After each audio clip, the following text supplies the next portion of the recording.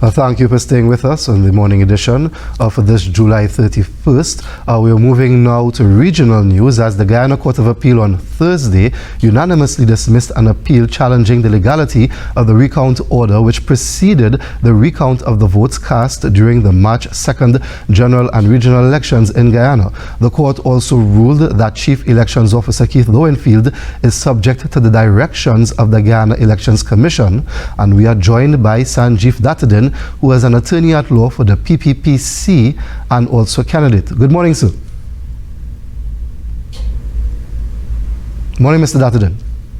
Good morning to you. Good morning to your listeners. Good morning to your viewers. Thank you very much. What is the PPPC's position with regard to the ruling by the appeal court in Guyana?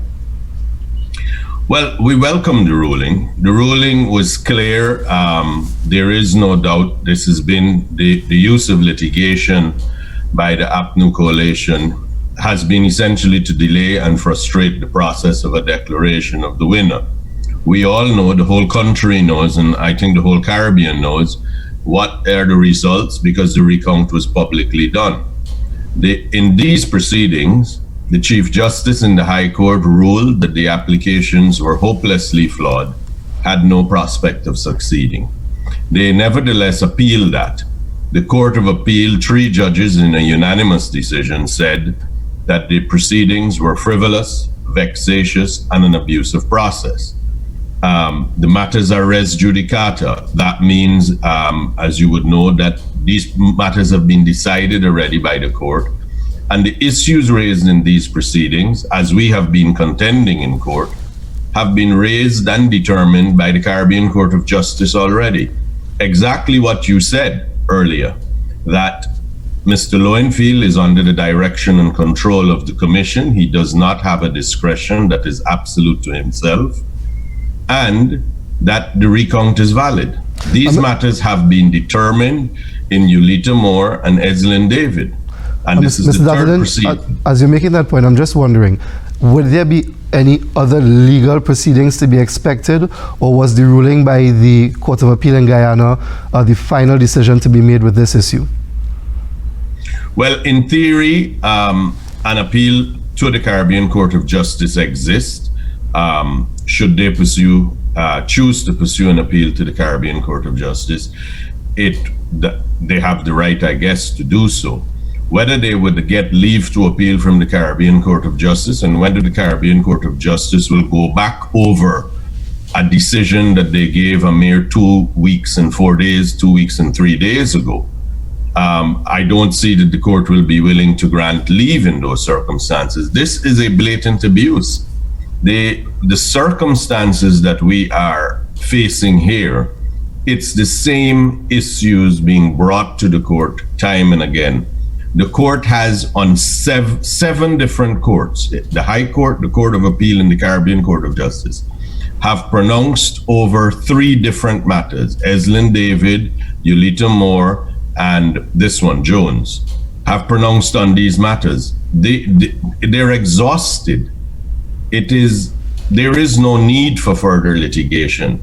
But if litigation, as we believe, and I believe that this litigation is being used as a tool to delay and to obstruct the declaration of the winner of the election, then who knows?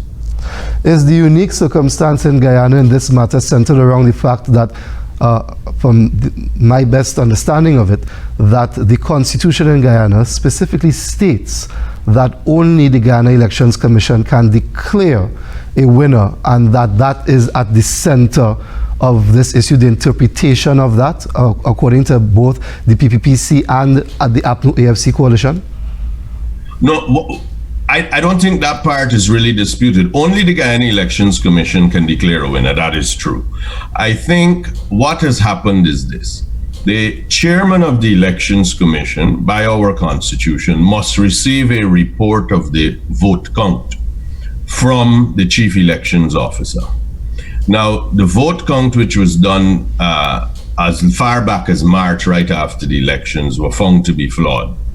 With the assistance of CARICOM, a high-level CARICOM team, and the meeting between the 2 leaders, there was an agreed recount, and that is provided for and sanctioned firmly in law. So the recount took place. The recount was live streamed on television, on social media, on radio. All of the recount stations were live streamed, so the public was involved. What took place after that, and the votes and the vote count after that, the whole world knew because it was publicly done. Upon that being done, everyone knew the figures. The PPPC won by 15,416 votes. And that is known. But what has to happen in our constitutional process is the chief elections officer must take those numbers and deliver it to GCOM. So he must prepare a report in a statutory form, Section 96 of our Representation of the People Act. What he did in the first instance is he deleted 230,000 votes with no explanation, saying that he didn't think those votes were valid. The commission directed that he not do so, that he must bring the full numbers to them. He then deleted 115,000 votes in his second report. Again, no explanation. His determination being that these were the only valid votes. He has no authority to delete votes. And then he now gave his last report, which was a third report. He has added 14,000 votes that no one knows where they came from. And surprise, surprise, all three of his reports have the APNU coalition winning the election. But no one knows where he's gotten these votes from and why he's removing votes. He is saying that he's determined that this is valid, but he never did the count. He was never present when these things took place. So how is he making the determination? We don't know. And Mr. Datadin, the answer to that question, I'm sure that you would want to provide at a future point, as we do have to go to a commercial break. That was the PPC candidate and attorney at law, Sanjeev Datadin, giving us the PPPC's perspective, and we thank him for that in terms of what is happening in Guyana right now. Over 4 months with no election declared, as only the Guyana Elections Commission can declare a winner. We will go to a commercial break and return with the rest of Morning Edition.